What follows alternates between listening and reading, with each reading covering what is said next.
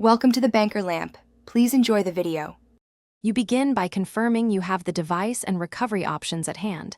This saves time and avoids false starts.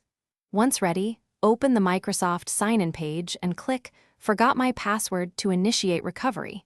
Enter the account alias or email you remember so Microsoft can identify the account. Make sure to pick the appropriate reason for resetting. This routes the next steps. If prompted, choose a verification method you control so you can receive codes immediately and proceed securely. Next, you verify your identity. This is the crucial middle step because it proves ownership.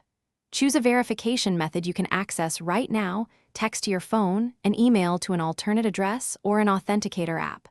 When the code arrives, type it precisely. Small mistakes cause delays. If it doesn't arrive, switch methods or request another code and check spam or blocked messages. Once the system confirms the code, Microsoft allows you to proceed to reset the password and protect the account. Now create a strong, unique password and enter it twice. This completes the reset. Use a passphrase or mix of characters to improve security, and then update your recovery phone, alternate email, and enable the Authenticator app so future recovery is simpler. Once done, sign in on devices and revoke old sessions if available.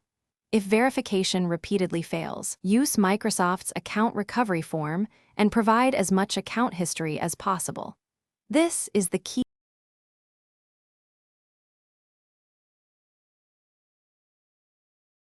Thanks for watching. If this was helpful, leave a like and consider subscribing. See you next time.